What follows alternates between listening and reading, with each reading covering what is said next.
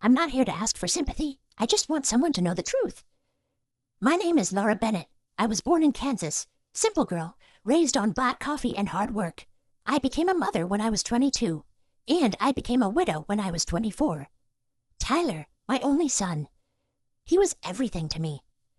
I remember him as a baby, tiny fists curled, eyes like his father's, always looking up at me like I was his entire world. And I guess, for a while I was. We lived in a trailer for most of his childhood.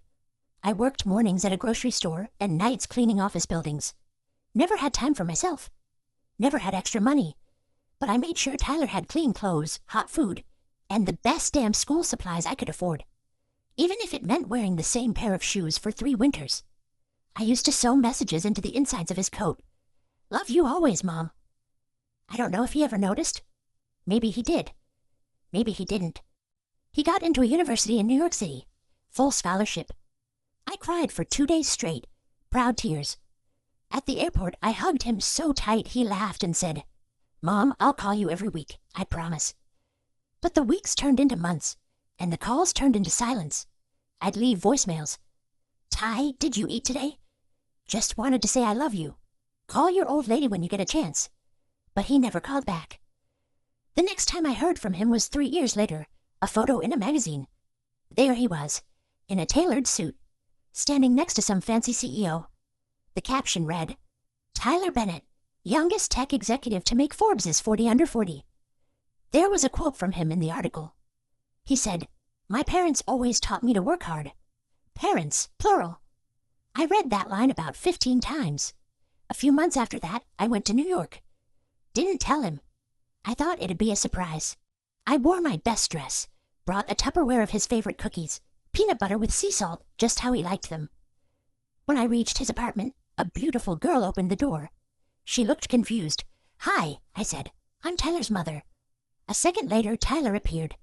And I'll never forget the look on his face. It was like I was a ghost. He pulled me aside, out of view. Mom, what are you doing here? I missed you, I whispered. I just wanted to see you. He looked back at the door nervously, then at me. You can't just show up like this. My life's different now. People wouldn't understand. He didn't take the cookies. He didn't ask me inside. He just walked me back to the elevator and said, I'll call you later. He didn't. Back in Kansas, I went back to work. Same grocery store, same cleaning job. But something in me broke. I stopped calling, stopped hoping. I still celebrated his birthday every year, though. Baked a small cake and sang to myself. Stupid, huh? Last winter, I started having chest pains. Ignored it at first. Just figured it was age. One day, I collapsed in aisle 7 at the store, right between the laundry detergent and the paper towels. They rushed me to the hospital. The nurse asked, Do you have family we can call? I gave them his number. They said they left a message. He didn't come. I knew I wasn't going to make it. I could feel it in my bones. So I asked the nurse for a notebook, wrote a letter. Dear Tyler, if you get this, I just want you to know.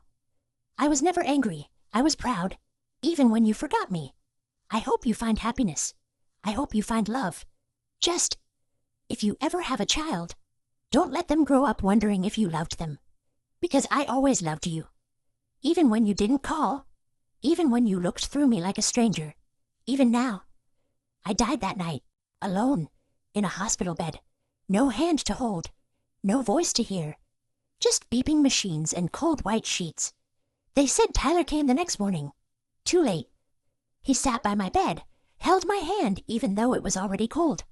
The nurse said he cried like a baby. I hope he read the letter. I hope he forgave himself. But me? I forgave him a long time ago. That's what mothers do. We give everything, even when we get nothing. If you still have your mother, hug her today, call her, thank her, love her. Because one day, you might open a message and realize it was her last. Tell us below. What would you say to your mom right now? Love.